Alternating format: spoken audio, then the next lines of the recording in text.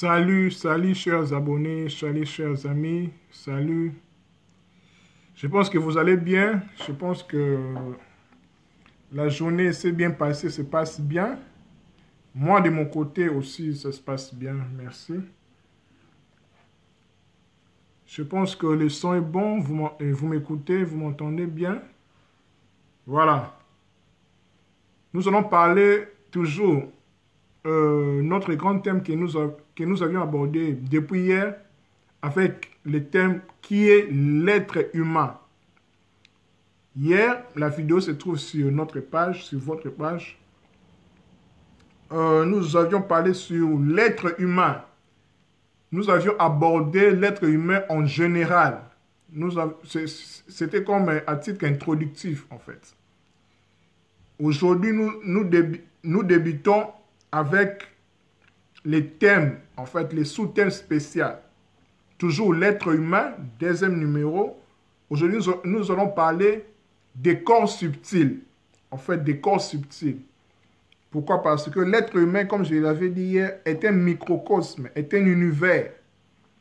L'être humain est un, je dirais, l'être humain est une espèce à explorer.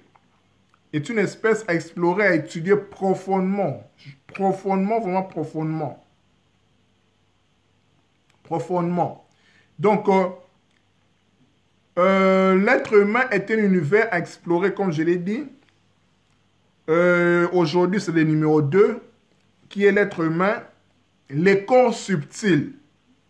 Les corps subtils, nous allons voir que l'être humain est composé de plusieurs corps. Bien sûr, les jargons chrétiens disent que l'être humain est tripartite. Corps, âme, esprit. D'autres traditions disent que l'être humain est double et bipartite.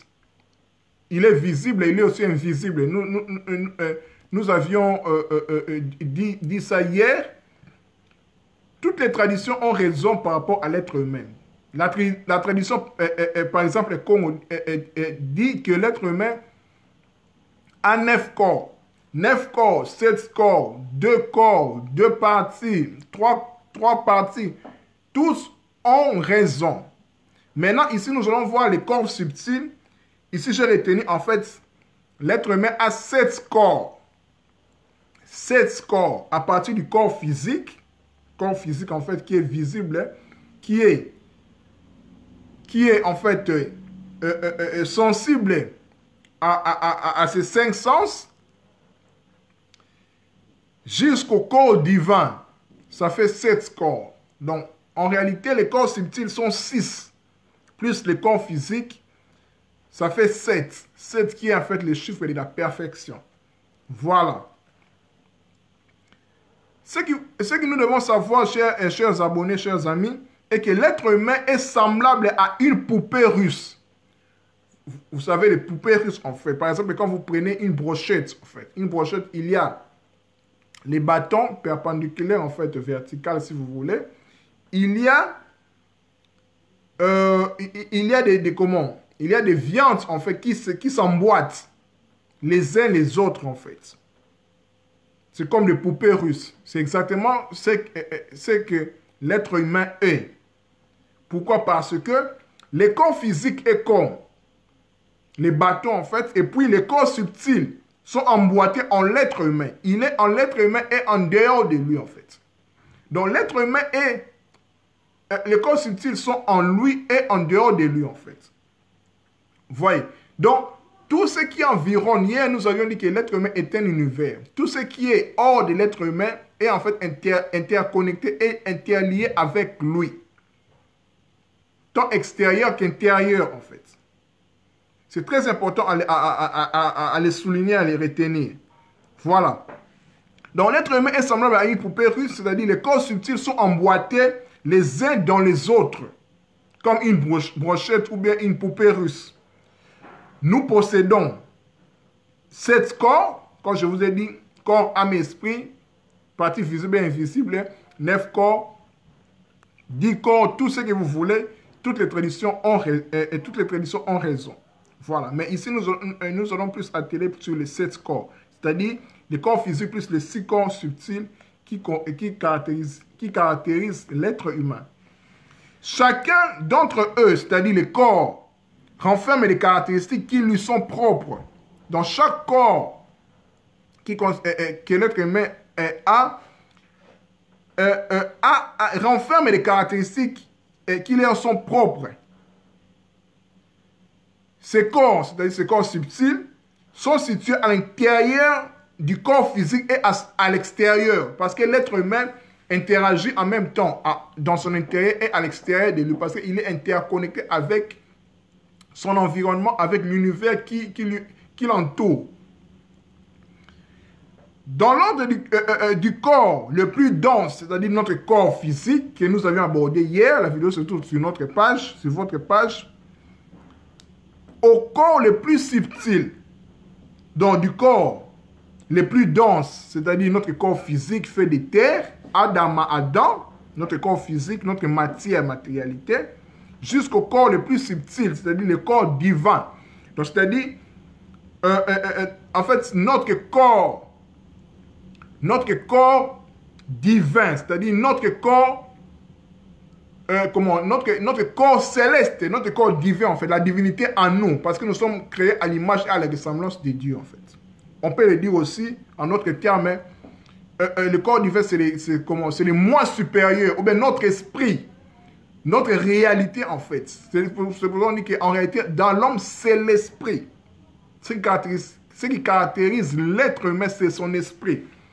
Le corps physique, c'est juste la matérialité, c'est juste pour faire l'expérience ici dans ce bas monde, en fait. Nous avions abordé ça hier. Nous avons dit que le but de l'être humain en venant ici sur Terre, en s'incarnant, c'est pour se rappeler qui il est exactement. Vous connaissez la vérité vous affranchira.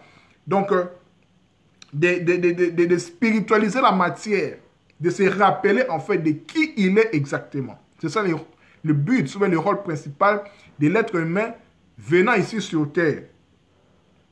Voilà. Nous avons comme je l'ai dit, 7 corps, c'est-à-dire 6 corps subtils plus les corps physiques. Nous avons le corps physique, le corps éthérique ou bien le corps vital, le corps astral, le corps mental, le corps causal, le corps bouddhique, le corps atmique, le corps divin ou la monade. La monade, c'est-à-dire un. Ce qui est un, en fait. C'est l'ultime réalité, en fait. Notre ultime réalité, en fait, le divin en nous. Voilà. Il faut signaler aussi qu'il y a autour de chaque corps une aura. Une aura, en fait. Donc, dans tous les 7 corps, à partir du corps le plus dense, le corps physique, il y a l'aura, en fait. L'aura qui est, en fait, un champ d'énergie.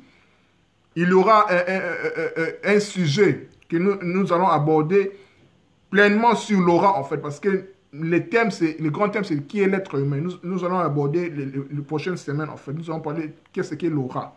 Voilà. Donc, il faut savoir que l'aura, chaque corps, chaque 7 corps, a son aura propre. Donc, le corps physique a son aura, qui est en fait un champ d'énergie. Le corps éthérique, le corps astral, le corps mental. Donc, tous les 7 corps tous les 7 corps ont leur aura, ont leur champ d'énergie. Voilà, parce qu'en réalité, nous sommes d'abord des énergies. Parce que la matière, c'est juste l'énergie condensée, en fait. C'est l'énergie condensée. Nous sommes des lumières. La matière, c'est juste la lumière condensée. Voilà. Commençons maintenant avec le corps physique. Corps physique, nous avions abordé ça hier, plus, comment je peux le dire, plus en détail. Vous pouvez le trouver sur notre page, sur votre page Kaling en connaissance. La vidéo se trouve là. En fait, le corps physique, c'est un microcosme. À l'image de l'univers, en fait, comme vous me voyez, comme vous aussi, le corps physique, le corps de la matière, fait Adam, en fait, ce que nous appelons Adam. Adam, c'est celui qui vient de la terre, Adam, de la terre rouge. Adam, en fait, ces véhicules-là, qu'on appelle en grec les soma. Soma, en fait, c'est les cadavres, on peut le dire, c'est les sarcophages, c'est les cercueils, en fait. Comment je peux le dire, c'est les mangeurs de chair, en fait, de chair et de sang. C'est ça le corps physique, en fait. Qui est le corps grossier, qui est le corps éphémère, le corps des hontes. Voilà. qui est constitué des 4 éléments cosmiques, la terre, l'air, le feu et l'eau. C'est dans l'être humain en fait. Voilà, c'est dans les corps physiques, pour être plus précis. Deuxième corps, nous avons les corps éthériques. Nous avons le mot éther. Ou bien comme les Asiatiques les disent, les Orientaux, Akasha. Voilà. Les corps akashiques, voilà, éthériques. Et l'éther qui est en fait le 5e élément après la terre, air, feu et eau. C'est en fait la quintessence, ou bien la synthèse des 4 éléments cosmiques, de la terre, de l'air et du feu et de l'eau. Ça donne l'éther en fait. L'éther, c'est la somme de la terre, de l'air, du feu et de l'eau. La quintessence, quintessence dans la 5e essence, 5e élément. Voilà. Qui me rappelle même l'étoile, pentagramme, en fait, l'étoile à 5 branches, qui constitue en fait l'être humain. Quand il fait comme ça, il écarte ses mains et ses jambes, en fait. Voilà. Donc, le corps éthérique, c'est ce corps qui conçoit le corps astral. Nous allons le voir tout à l'heure, là, qui sera le 3e corps. C'est le corps qui conçoit le corps astral, le corps des désirs, corps des émotions, corps des rêves aussi. Avant notre naissance, donc avant que nous naissions, le corps éthérique conçoit le corps astral. Parce qu'en réalité, nous sommes esprits. Quand nous naissions, quand nous nous incarnons, le corps, en fait, se forme, en fait. À l'espace de ces 9 mois-là, chaque corps se forme jusqu'à ce que nous sortions du sein de nos mères. Voilà, de cette corps se forme à chacun son temps. Donc le corps éthérique conçoit le corps astral, le corps des rêves, le corps des émotions. Avant notre naissance, il est le gardien du corps physique.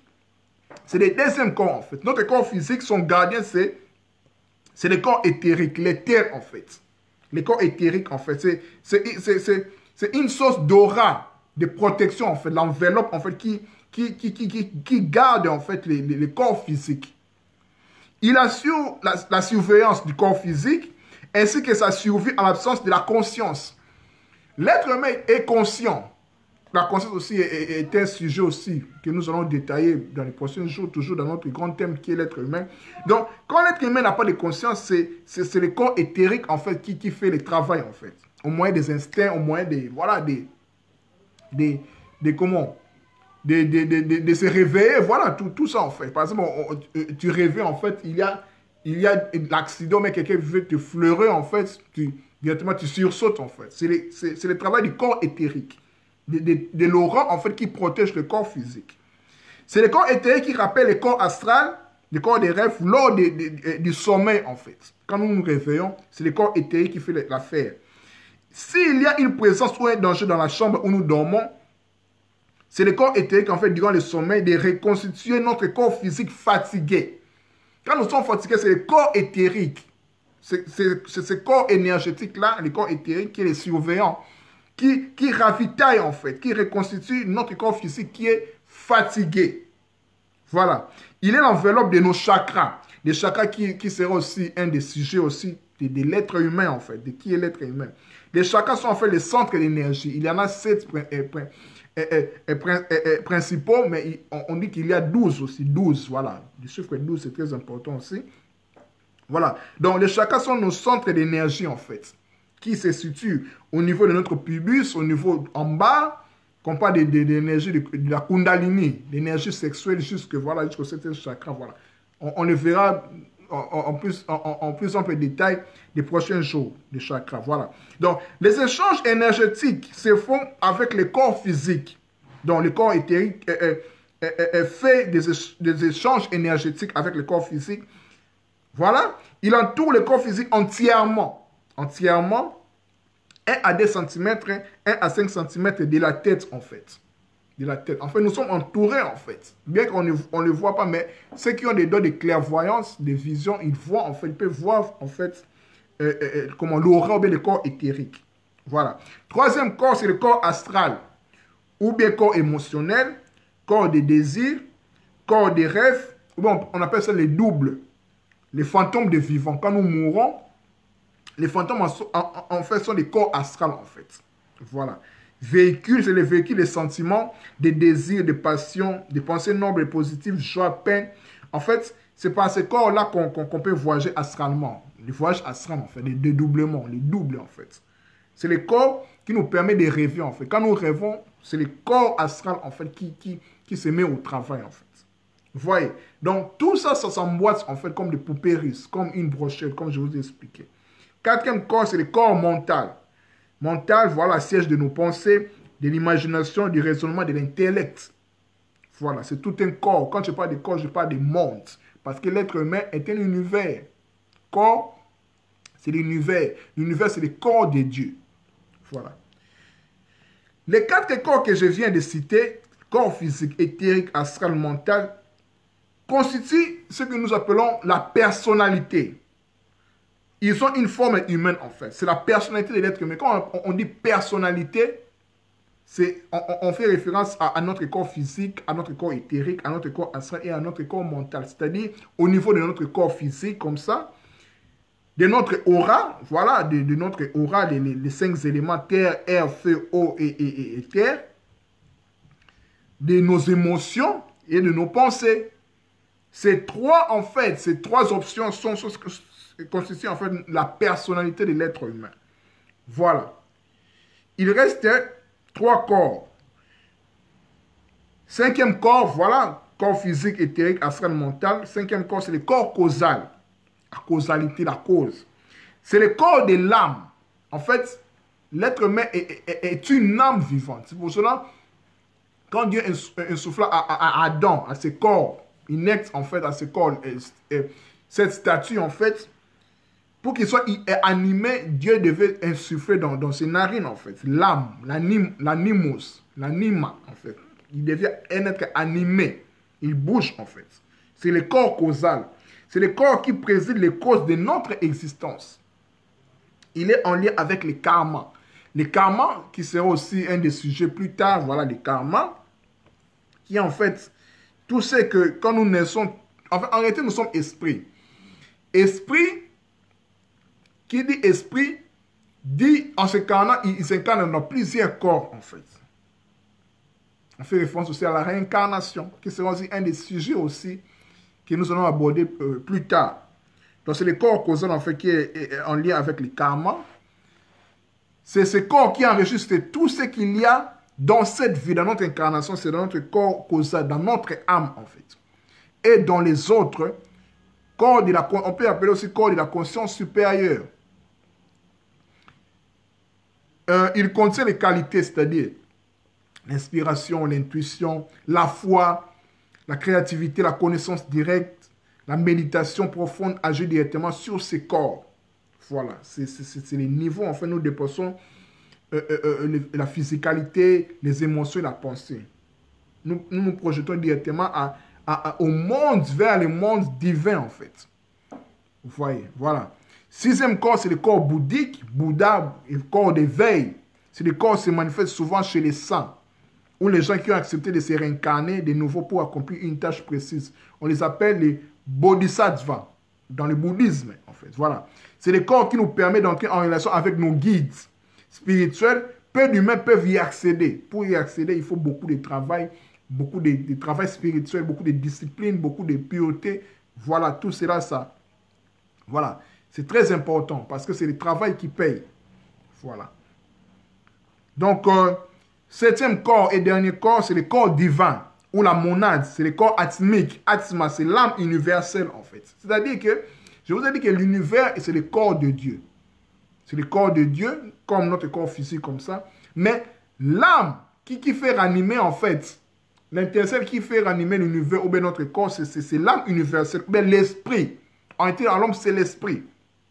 Vous voyez? Donc, c'est l'âme universelle. C'est notre corps divin. C'est notre esprit, en fait, si je peux le dire. C'est notre corps céleste, en fait, qui se trouve dans le soleil, si je peux le dire. C'est parce que nous sommes le soleil. Nous sommes la lumière du monde, comme les dit Maître Yoshua, Jésus-Christ de la Bible.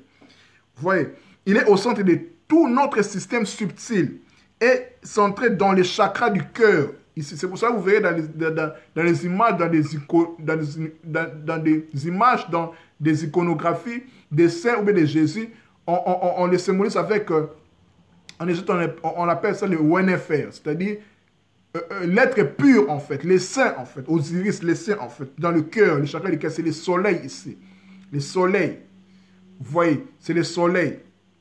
C'est le soleil dans lequel c'est le soleil avec ses 12 constellations, ses 12 maisons, les 12 apôtres, les zodiaques. Vous voyez, c'est symbolique aussi, voilà. Donc, est centré dans les chakras du cœur, comme je l'ai dit, c'est le corps en relation avec la divinité, les dieux en nous, quelle que soit notre religion. Donc voilà, mes chers amis, pour ne pas compliquer les choses, voilà, c'était, j'ai fait simple par rapport à nos corps subtils. Notre thème d'aujourd'hui, c'était l'être humain. C'est notre grand thème que nous avions commencé hier. Hier, c'était à titre introductif. La vidéo, c'est tout sur notre page, sur votre page Kalinga Connaissance. Parcourez, vous allez le voir. Aujourd'hui, c'était le numéro 2, nos corps subtils. Donc, nous avons détaillé les corps subtils qui sont 6 plus notre corps physique parce qu'il faut les compter. Parce que les corps subtils sont emboîtés dans le corps physique et à l'extérieur de lui. Parce que l'être humain est en relation intime avec ce qui est à l'extérieur de lui et à l'intérieur de lui. Parce qu'il est la synthèse, la couronne de la création. C'est pour ça qu'on dit que l'être humain est le microcosme, le petit univers. Tout ce qui est dans le macrocosme, c'est dans l'être humain. Connais-toi toi-même et tu connais-toi les dieux et l'univers. Voilà mes chers amis, nous allons continuer si la providence le permet. Demain, je vais annoncer les thèmes, les sous-thèmes, parce que le grand thème, c'est qui est l'être humain. Demain, ce sera le numéro 3. Voilà, je l'espère bien. Je vais annoncer le sous-thème, toujours sur notre page. À nous revoir demain, si l'univers le permet. Prenez soin de vous. C'était votre ami et frère, Kalinga Leader, Kalinga Connaissance, Mike ou le justifié. Comme j'aime bien m'appeler, voilà. Merci, prenez soin de vous, révisionnez encore les vidéos d'hier ou d'aujourd'hui. S'il y a des questions, n'hésitez pas à me contacter, nous allons partager. Merci beaucoup, que Dieu vous garde, hein. Paix et amour remplissent votre être. Bye bye.